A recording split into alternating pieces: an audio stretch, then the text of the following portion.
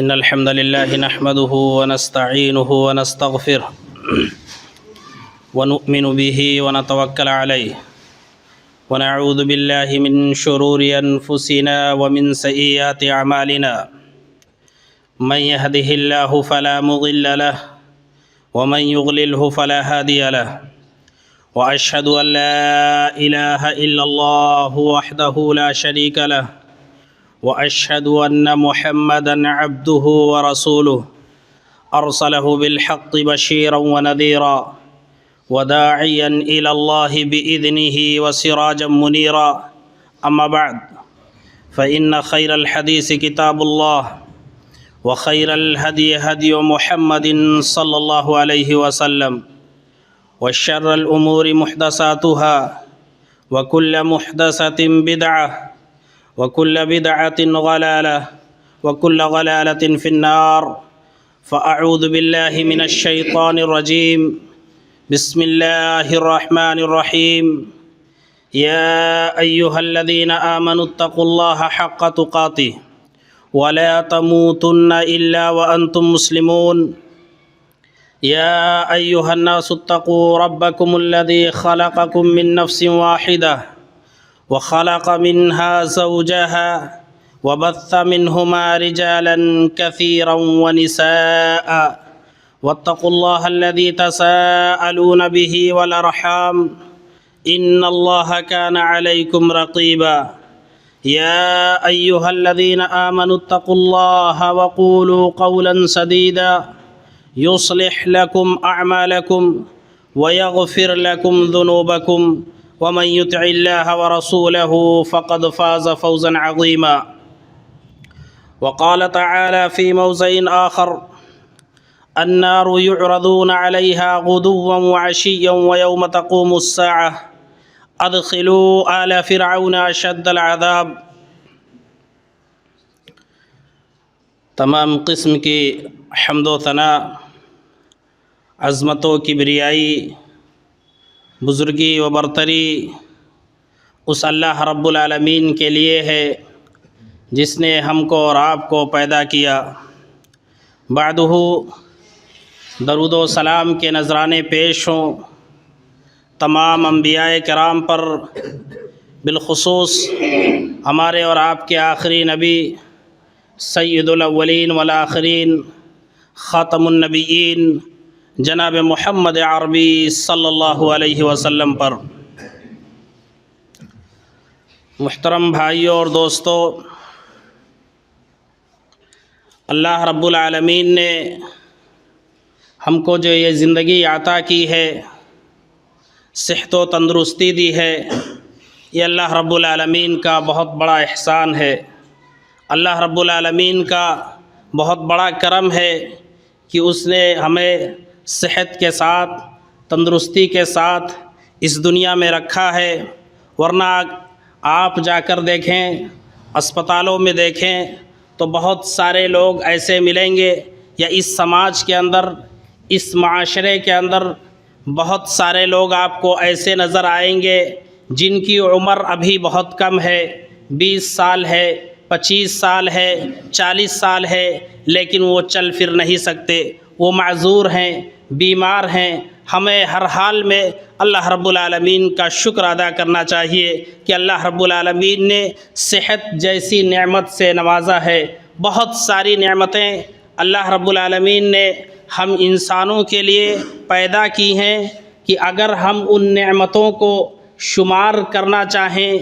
گننا چاہیں تو گن نہیں سکتے، شمار نہیں کر سکتے۔ اس کے باوجود ہم انسان، ہم مسلمان دن بدن اللہ رب العالمین کے ذکر سے، اللہ رب العالمین کی عبادت سے، اس کے فرمان سے دور ہوتے جا رہے ہیں، اور اس زندگی کے لیے، اس دنیا کے لیے جو چند روزہ ہے، فانی ہے، ختم ہو جانے والی ہے، یہ ہمیشہ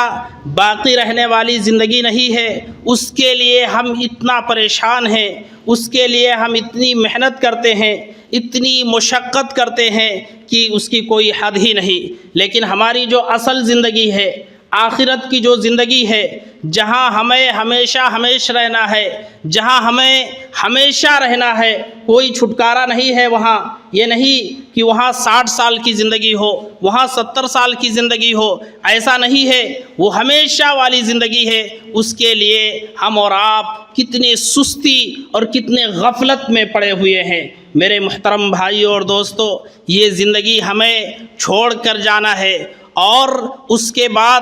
جب ہمارا انتقال ہوگا، ہم وفات کر جائیں گے، ہم مر جائیں گے، تو آخرت کی منزلوں میں جو سب سے پہلی منزل ہے وہ قبر کی منزل ہے۔ وہاں نہ ملائم گدا ہوگا، وہاں نہ اس طرح کے بلب اور روشنیاں ہوں گی، وہاں نہ اور دیگر انتظامات ہوں گے۔ وہ تاریکی والی جگہ ہوگی، وہ گڑھا ہوگا جو بہت چھوٹا سا ہوگا، اسی میں ہمیں اور آپ کو سب سے پہلے اس قبر کے حوالے کیا جائے گا مرنے کے بعد۔ میرے محترم بھائیوں اور دوستو، ہم اور آپ ایک بات ذہن میں رکھیں کہ انسان ایک دنیا کے اوپر گھر بناتا ہے، اس کے لیے اتنا پریشان رہتا ہے، اس کے رگ و روغن کے لیے اس میں مختلف قسم کی ہر قسم کی سہولیات کا انتظام کرنے کی کوشش کرتا ہے۔ ایک آدمی گھر بناتا ہے، اس میں ماربل لگاتا ہے، اس میں ٹائلز کا انتظام کرتا ہے، گرمیوں سے بچنے کے لیے اے سی اور کولر کا انتظام کرتا ہے،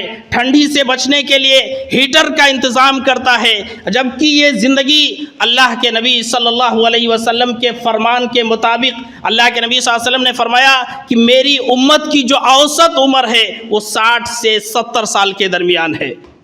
امت محمدیہ کی عمر 60 سے 70 سال کے درمیان ہے۔ بہت کم لوگ ہیں جو 70 سال پار کرتے ہیں، کراس کرتے ہیں۔ اس 60 سالہ زندگی کے لیے، اس 70 سالہ زندگی کے لیے ہماری اتنی محنت، اتنی کوشش، ہم دن رات اسی کے لیے لگے رہتے ہیں۔ نہ ہمیں نماز کی فکر ہے، نہ ہمیں زکوٰۃ کی فکر ہے، نہ ہمیں روزے کی فکر ہے، نہ ہمیں ذکر و اذکار کی فکر ہے۔ اس زندگی کے لیے اپنی اصل زندگی کو ہم داؤں پر لگا دیتے ہیں، اور جو ہماری اصل زندگی ہوگی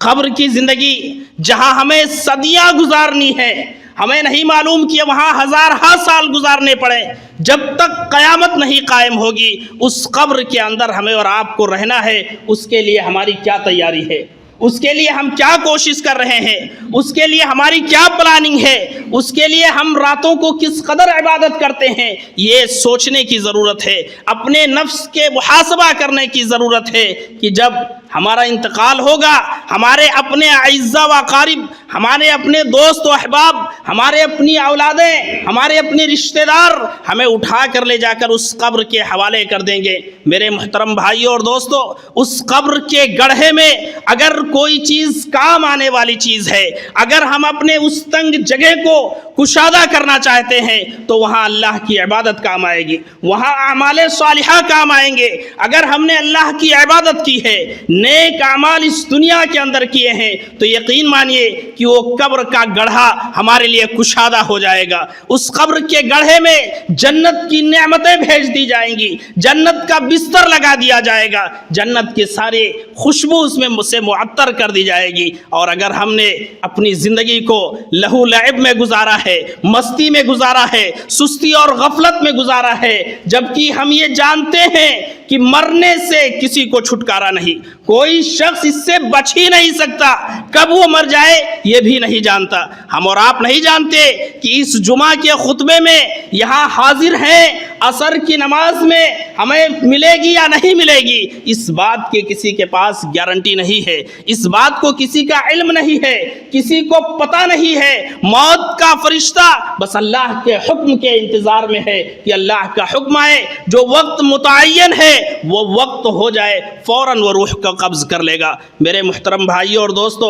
ہمیں اور آپ کو اس قبر کے لیے تیاری کرنی چاہیے، جہاں صدیاں گزارنی پڑیں گی، جہاں ہزارہ سال گزارنے پڑیں گے، اس کے لیے ہمیں اور آپ کو تیاری کرنی چاہیے، اللہ کی عبادت کرنی چاہیے، ذکر و اذکار کرنے چاہیے، قرآن و سنت کے مطابق اپنی زندگی گزارنی چاہیے۔ میرے محترم بھائیوں اور دوستو، صحابہ کرام کا معمول کیا تھا؟ حضرت عثمان بن عفان رضی اللہ تعالیٰ عنہ کے بارے میں ان کے غلام کا بیان ہے کہ جب وہ قبرستان تشریف لے جاتے، قبرستان جب جایا کرتے تو اتنا روتے کہ آپ کی داڑھی مبارک آنسوؤں سے تر ہو جایا کرتی تھی، اس خوف قبر کے اس جگہ کو یاد کر کے، اس گڑھے کو یاد کر کے، جبکہ حضرت عثمان بن عفان رضی اللہ تعالی عنہ جنتی ہیں، جنت کی بشارت مل چکی ہے۔ اسی دنیا کے اندر اللہ کے نبی صلی اللہ علیہ وسلم نے اپنی لسان مبارک سے ایک نہیں، دو نہیں، کئی بار فرمایا ہے کہ عثمان فی الجنہ، عثمان فی الجنہ، عثمان رضی اللہ تعالی عنہ جنتی ہے۔ اس کے باوجود عالم یہ ہے کہ جب قبرستان جاتے ہیں، قبر کی زیارت کرتے ہیں تو اتنا روتے ہیں کہ آپ کی داڑھی مبارک آنسوؤں سے تر ہو جایا کرتی ہے۔ میرے محترم بھائی اور دوستو، ہم اپنا محاسبہ کریں، اپنا جائزہ لیں کہ جب ہم قبرستان جاتے ہیں تو وہاں بھی ہنسی اور خوشی سے رہتے ہیں، جب ہم قبرستان میں کسی کو دفنانے کے لیے جاتے ہیں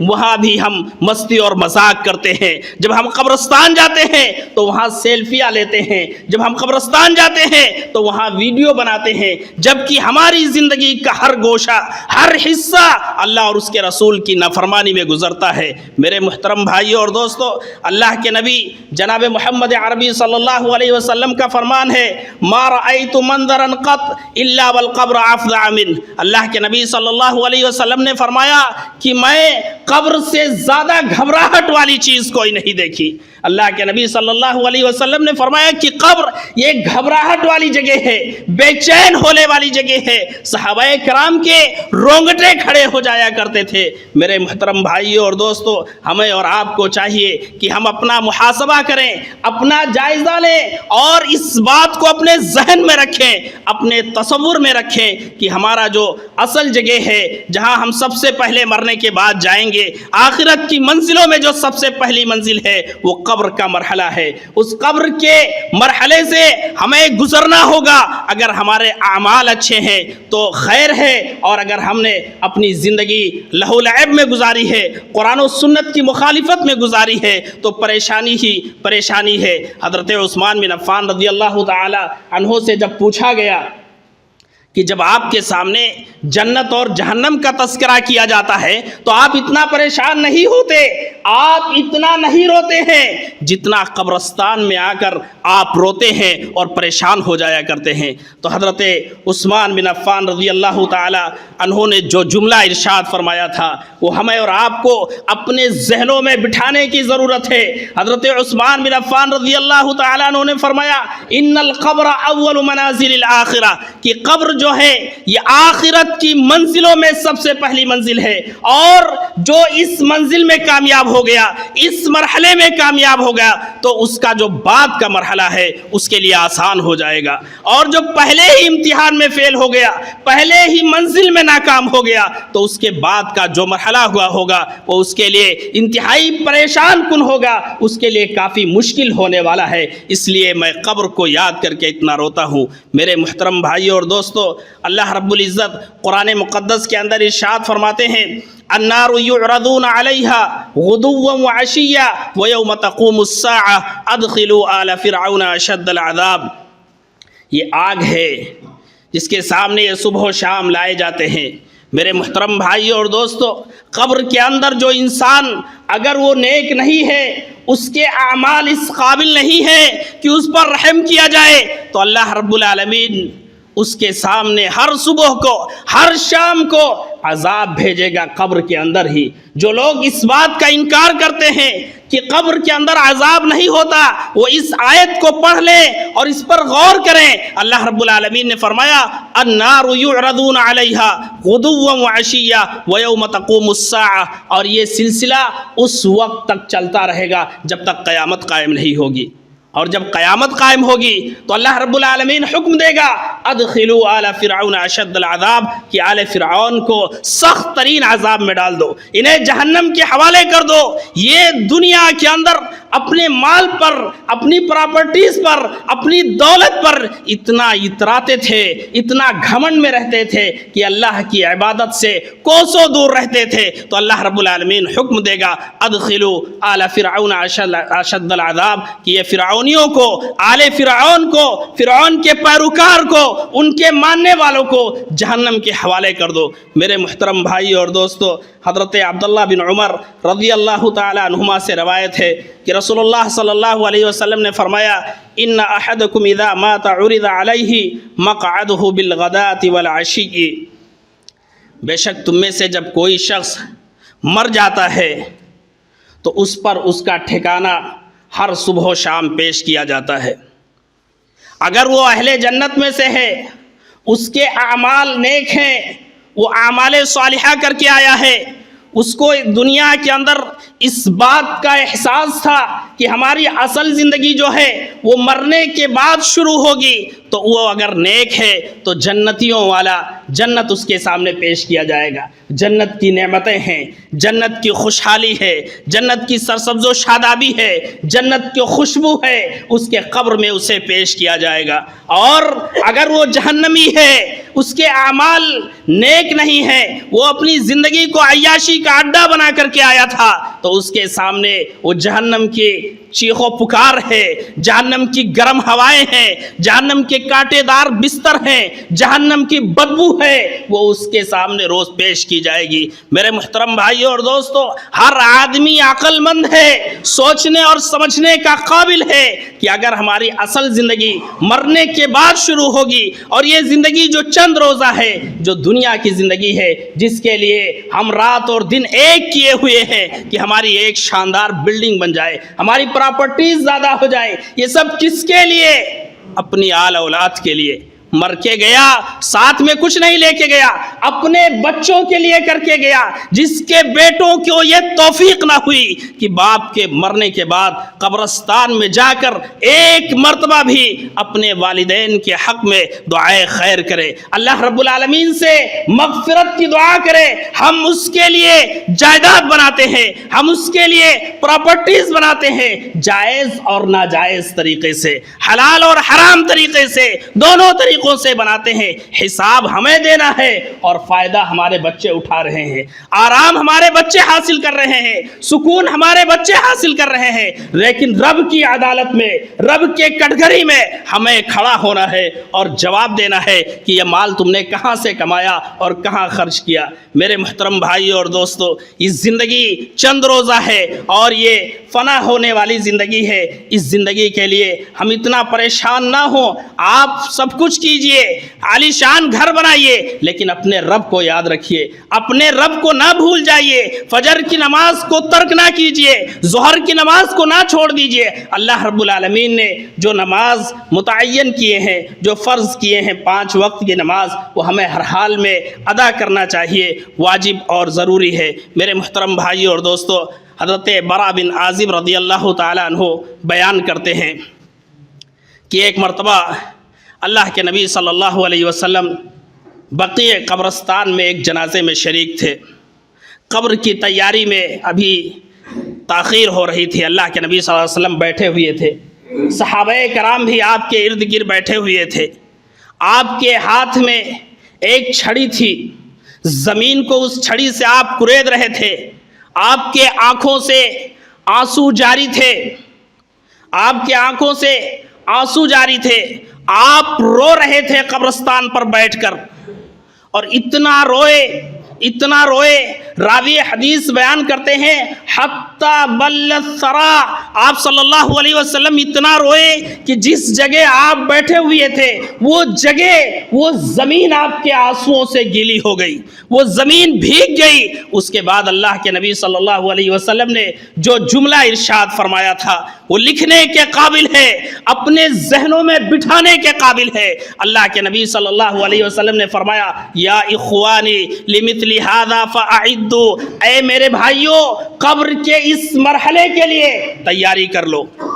قبر کے اس مرحلے کے لیے تیاری کر کے آنا، ایسے خالی ہاتھ مت آنا، یہ بہت گھبراہٹ والی جگہ ہے، بے چینی والی جگہ ہے، اور اعمال کے اعتبار سے قبر میں عذاب کا سلسلہ بھی شروع ہو جاتا ہے۔ میرے محترم بھائیوں اور دوستو، اللہ کے نبی ہیں، افضل الرسول ہیں، امام الانبیاء ہیں، آپ کے اگلے اور پچھلے سارے گناہ معاف ہیں، قبرستان میں بیٹھ کر رو رہے ہیں۔ ہم اپنا جائزہ لیں، اپنا محاسبہ کریں کہ ہمارا اور آپ کا عالم کیا ہے۔ صبح سے لے کر شام تک ہماری زندگی جو ہے گناہوں میں گزرتی ہے، ہم اللہ اور اس کے رسول کی مخالفت میں گزارتے ہیں، اس کے باوجود ہر آدمی اپنے آپ کو جنتی سمجھتا ہے، جنت کا ٹھیکیدار سمجھتا ہے، ایک دوسرے کو جنت کی سرٹیفکیٹ بھی دیتا ہے۔ میرے محترم بھائیوں اور دوستو، یہ زندگی جو اللہ رب العالمین نے عطا کی ہے، اسے ہم نعمت سمجھیں اور اللہ رب العالمین کی عبادت میں اپنی زندگی کو گزاریں۔ میرے محترم بھائیوں اور دوستو، حضرت اسماء رضی اللہ تعالی عنہا بیان کرتی ہیں کہ ایک مرتبہ اللہ کے نبی صلی اللہ علیہ وسلم مسجد نبوی میں تشریف فرما تھے، صحابہ کرام بھی اس مجلس میں شریک تھے۔ اللہ کے نبی صلی اللہ علیہ وسلم نے نصیحت کی، صحابہ کرام کو قبر کے بارے میں بتایا، قبر کے فتنوں کے بارے میں بتایا، قبر کی سنگینیوں کے بارے میں بتایا۔ بیان کرتی ہیں حضرت اسماء رضی اللہ تعالیٰ عنہا کہ مسجد نبوی صحابہ کرام کے رونے کی آوازوں سے گونج رہی تھی، اس قدر صحابہ کرام رونے لگے کہ سسکیاں بندھ گئیں اور مسجد میں رونے کی کثرت سے آواز آنے لگی۔ وہ صحابہ کرام جن کے بارے میں قرآن کا ارشاد ہے، رب کا فرمان ہے رضی اللہ عنہم ورضوا عنہ، کہ اللہ رب العالمین ان سے راضی ہوا اور وہ اللہ رب العالمین سے راضی ہے۔ ہمارے اور آپ کے لیے ایسا تو کوئی پروانہ موجود نہیں ہے، ایسی کوئی سرٹیفکیٹ تو نہ قرآن میں ہے نہ حدیث میں ہے کہ اللہ رب العالمین ہم سے راضی ہو گئے اور ہم اللہ رب العالمین سے راضی ہو گئے، تو ہم کس بات پر خوش ہیں؟ میرے محترم بھائیوں اور دوستو، ہم اللہ رب العالمین کی کثرت سے عبادت کریں، اس کے ذکر و اذکار کریں، اس کے حکم کی خلاف ورزی نہ کریں، جس طریقے سے اس نے زندگی گزارنے کا حکم دیا ہے اسی طریقے سے زندگی گزاریں۔ اللہ کے نبی جناب محمد عربی صلی اللہ علیہ وسلم کا ارشاد گرامی ہے، لولا اللہ تدافنوا لدعوت اللہ ان یسمعکم من عذاب القبر۔ اللہ کے نبی صلی اللہ علیہ وسلم نے فرمایا کہ اگر مجھے اس بات کا ڈر نہ ہوتا، مجھے اس بات کا اندیشہ نہ ہوتا کہ تم اپنے مردوں کو قبر میں دفنانا ہی چھوڑ دو گے، تو میں اللہ رب العالمین سے دعا کرتا کہ الہ العالمین تمہیں عذاب قبر سنا دے، عذاب قبر سنا دے۔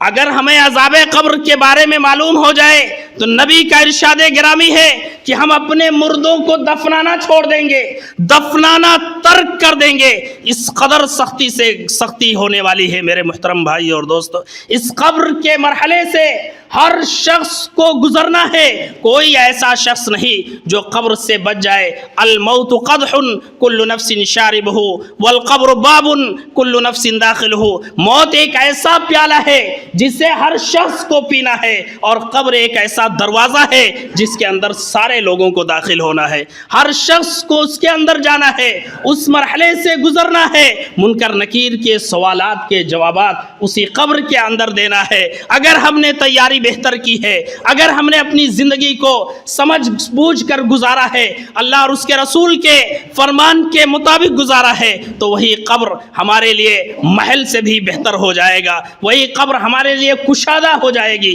میرے محترم بھائیوں اور دوستو، اس لیے ہمیں اور آپ کو چاہیے کہ اپنی زندگی کو سوچ سمجھ کر گزاریں، اللہ اور اس کے رسول کی عبادت میں گزاریں۔ اللہ کے نبی جناب محمد عربی صلی اللہ علیہ وسلم کا ارشاد گرامی ہے، یتبع المیت ثلاثۃ،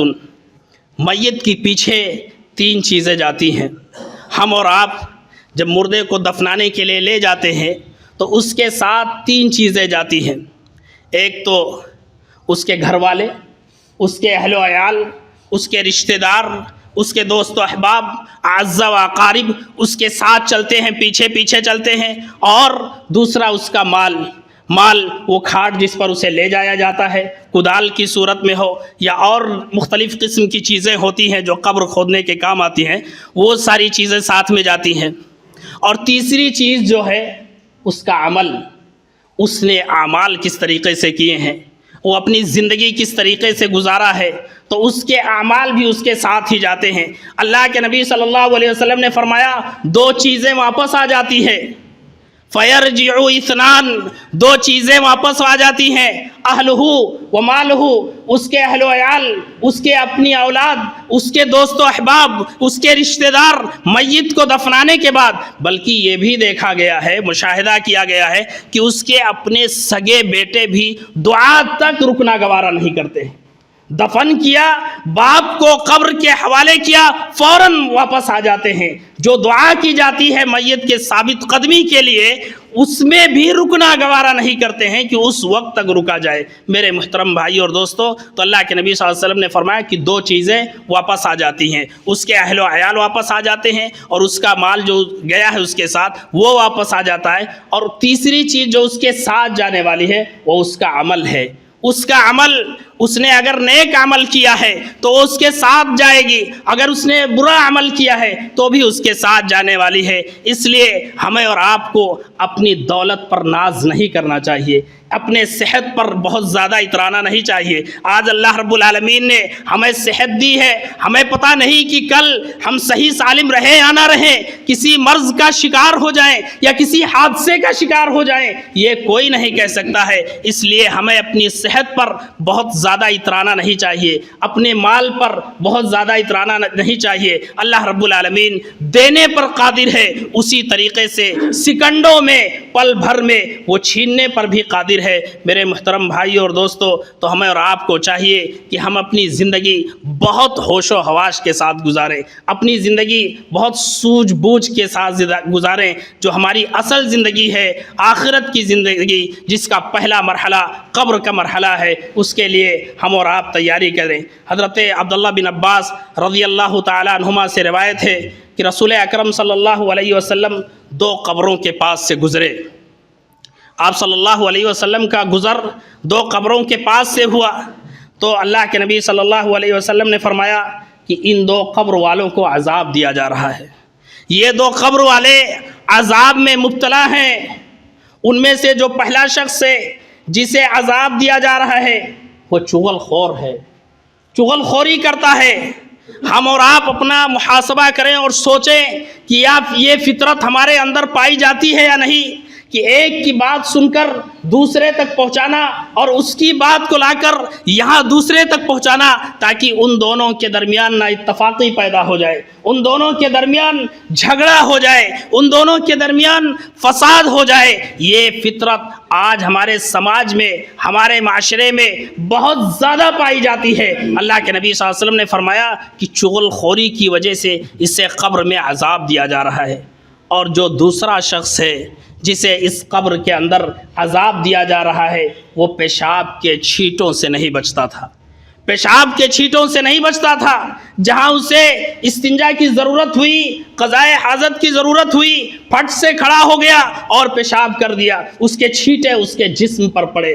وہ اس سے پرہیز نہیں کرتا تھا، حالانکہ دونوں باتیں بچا جا سکتا تھا۔ بہت بڑی چیز نہیں ہے، آدمی دونوں باتوں سے بچ سکتا ہے۔ چغل خوری نہ کریں، کسی کی غیبت نہ کریں، کسی کی چغل خوری نہ کریں، اور پیشاب کے چھینٹوں سے ہمیں اور آپ کو بچنا چاہیے۔ اللہ کے نبی صلی اللہ علیہ وسلم کے فرمان کے مطابق چغل خوری کی وجہ سے اور پیشاب کے چھینٹوں سے نہ بچنے کی وجہ سے ان دو قبر والوں کو عذاب دیا جا رہا ہے۔ اللہ کے نبی جناب محمد عربی صلی اللہ علیہ وسلم کا ارشاد گرامی ہے، لا يدخل الجنت نمام، کہ چغل خور یہ جنت میں داخل نہیں ہو سکتا۔ جو چغل خوری کرتا ہے، ایک کی بات دوسرے سے لگاتا ہے، وہ جنت میں داخل نہیں ہو سکتا، وہ جنت کا حقدار نہیں ہے۔ میرے محترم بھائیوں اور دوستو، ایک اور چیز جو ہمارے سماج کے اندر بہت زیادہ کثرت سے پائی جاتی ہے، عوام کے اندر، خواص کے اندر، ہر شخص اس میں ملوث ہے، وہ ہے غیبت، ایک دوسرے کی غیبت کرنا، ایک دوسرے کی برائی بیان کرنا۔ حضرت ابو ہریرہ رضی اللہ تعالیٰ عنہ بیان کرتے ہیں کہ نبی کریم صلی اللہ علیہ وسلم نے ارشاد فرمایا، اتدرون ما الغیبہ، کیا تمہیں معلوم ہے کہ غیبت کیا چیز ہے؟ تو صحابہ کرام رضوان اللہ علیہم اجمعین ہماری اور آپ کی طرح جھٹ سے جواب نہیں دیتے تھے، پتہ نہیں معلوم ہے یا نہیں معلوم ہے، ہم جھٹ سے بول دیتے ہیں۔ صحابہ کرام نے کہا، اللہ ورسولہ اعلم، اللہ اور اس کے رسول بہتر جانتے ہیں۔ تو اللہ کے نبی صلی اللہ علیہ وسلم نے فرمایا، ذکر کا اخاک بما یکرہ، کہ تم اپنے بھائی کا ذکر اس چیز سے کرو جسے وہ ناپسند کرتا ہو۔ ایک مجلس جمی ہوئی ہے، دو چار لوگ بیٹھے ہوئے ہیں، کوئی تیسرا آدمی موضوع بحث بنا ہوا ہے، اس کی گفتگو چل رہی ہے، اس کی بات چل رہی ہے۔ یہ ہر گھر کے اندر، ہر سماج کے اندر، ہر معاشرے کے اندر، تقریباً ہر شخص کے اندر یہ چیز پائی جاتی ہے۔ میرے محترم بھائیوں اور دوستو، تو اللہ کے نبی صلی اللہ علیہ وسلم نے فرمایا کہ اس بھائی کا ذکر اس چیز سے کیا جائے جسے وہ ناپسند کرتا ہو۔ تو صحابہ کرام رضوان اللہ علیہم اجمعین نے پوچھا کہ اے اللہ کے نبی صلی اللہ علیہ وسلم، اگر واقعتاً وہ چیز اس میں موجود ہو تو اللہ کے نبی صلی اللہ علیہ وسلم نے فرمایا اگر وہ چیز، وہ برائی اس میں موجود ہے، یہی تو غیبت ہے۔ اگر وہ برائی اس کے اندر موجود نہیں تو اس کے اوپر الزام تراشی ہے، اس کے اوپر بہتان لگایا ہے تم نے، یہ بہتان تراشی کے زمرے میں آئے گا۔ میرے محترم بھائی اور دوستو، غیبت یہ بہت بڑا گناہ ہے۔ اللہ رب العالمین نے قرآن مقدس کے اندر ارشاد فرمایا وَلَا يَغْتَبْ بَعْضُكُمْ بَعْضًا أَيُحِبُّ أَحَدُكُمْ أَن يَأْكُلَ لَحْمَ أَخِيهِ مَيْتًا فَكَرِهْتُمُوهُ۔ میرے محترم بھائی اور دوستو، اللہ رب العالمین نے فرمایا کہ جو تم میں سے بعض کی غیبت کرتے ہیں، کیا وہ پسند کرتے ہیں کہ اپنے مرے ہوئے بھائی کا گوشت کھائیں؟ غیبت کرنا یہ مرے ہوئے بھائی کے گوشت کھانے کے برابر ہے۔ آگے اللہ نے فرمایا فَكَرِهْتُمُوهُ، کوئی شخص اسے پسند نہیں کرے گا۔ تو جب ہم اپنے مرے ہوئے بھائی کا گوشت کھانا پسند نہیں کرتے ہیں تو غیبت سے ہمیں باز آنا چاہیے، قبر کی تیاری کرنی چاہیے۔ یہی ساری چیزیں ہیں، چھوٹی چیزیں، کسی بھی چیز کو ہمیں معمولی نہیں سمجھنا چاہیے۔ فَمَن يَعْمَلْ مِثْقَالَ ذَرَّةٍ خَيْرًا يَرَهُ وَمَن يَعْمَلْ مِثْقَالَ ذَرَّةٍ شَرًّا يَرَهُ، جو چیز بھی ہم کریں گے وہ ہمارے سامنے ہوگا۔ لَا يُغَادِرُ صَغِيرَةً وَلَا كَبِيرَةً إِلَّا أَحْصَاهَا، جب ہمارے نامۂ اعمال ہمارے ہاتھ میں تھمائے جائیں گے تو انسان کہے گا یہ کیسی کتاب ہے، نہ اس نے کوئی چھوٹی چیز چھوڑی اور نہ بڑی چیز، ساری چیزوں کا اس میں ادراج ہوگا، ساری چیزیں درج ہوں گی اور انسان اسے اپنے آنکھوں سے مشاہدہ کرے گا۔ میرے محترم بھائی اور دوستو، تو ہمیں اور آپ کو غیبت جیسے سنگین جرم سے بچنا چاہیے، اس سے پرہیز کرنا چاہیے، اور ہمیں اپنی زندگی اللہ رب العالمین کی عبادت میں گزارنی چاہیے۔ ایک مرتبہ حضرت عائشہ صدیقہ رضی اللہ تعالی عنہ حضرت صفیہ رضی اللہ تعالی عنہ کے بارے میں کچھ حقارت آمیز لہجے میں بات کی۔ اللہ کے نبی صلی اللہ علیہ وسلم سے کہا، ان کا قد جو ہے وہ چھوٹا تھا، تو اس حساب سے کچھ تنزیہ حضرت عائشہ صدیقہ رضی اللہ تعالی عنہ نے کہا، تو اللہ کے نبی صلی اللہ علیہ وسلم نے فرمایا لَقَدْ قُلْتِ كَلِمَةً لَوْ مُزِجَتْ بِمَاءِ الْبَحْرِ لَمَزَجْتُهُ، کہ اے عائشہ، جو تم نے ان کے تعلق سے بات کہی ہے، اگر یہ سمندر میں ڈال دیا جائے تو اس کے پانی کا رنگ بدل جائے گا۔ میرے محترم بھائی اور دوستو، چھوٹی سی چیز، اس کے باوجود اللہ کے نبی صلی اللہ علیہ وسلم نے سخت تنبیہ کی، نظر انداز نہیں کیا، فوراً وہاں تنبیہ کی۔ ہم اور آپ دن رات غیبت کرتے ہیں، دن رات ایک دوسرے کی برائی بیان کرتے ہیں، اس کے باوجود بھی ہمیں کوئی افسوس نہیں، کوئی فکر نہیں کہ یہ کتنا بڑا گناہ ہے۔ میرے محترم بھائیوں اور دوستو، ہمیں اور آپ کو چاہیے کہ جو ہماری آخرت کی منزل، جو اصل منزل ہے، جہاں ہمیں ہمیشہ رہنا ہے، اللہ کی عبادت کریں، کثرت سے عبادت کریں، اپنے اس اصل گھر کے لیے تیاری کریں، نماز اور روزے کی پابندی کریں اور قرآن و سنت کے مطابق اپنی زندگی گزاریں۔ اللہ رب العالمین سے دعا ہے کہ الہ العالمین ہم تمام لوگوں کو نیک عمل کرنے کی توفیق عطا فرما۔ الہ العالمین ہم میں جو بیمار ہیں انہیں شفائے عاجلہ و کاملہ عطا فرما۔ الہ العالمین ہم میں جو پریشان حال ہیں ان کی پریشانیوں کو دور فرما دے۔ الہ العالمین ہم مسلمانوں میں مسلمان جہاں کہیں بھی پریشان حال ہیں ان کی پریشانیوں کو دور کر دے۔ الہ العالمین ہم میں جو قرض دار ہیں ان کے قرض کی ادائیگی کا راستہ پیدا کر دے۔ الہ العالمین ہم مومن مرد یا مومنہ عورتوں میں سے جو بھی اس دنیا سے جا چکے ہیں ان کے قبر کو نور سے بھر دے۔ الہ العالمین ان کے قبر کو جنت الفردوس بنا دے۔ الہ العالمین جب تک زندہ رکھ ایمان پر زندہ رکھ، جب خاتمہ ہو تو ایمان و اسلام پر ہو۔ آمین۔ وآخر الدعوانا الحمد للہ رب العالمین۔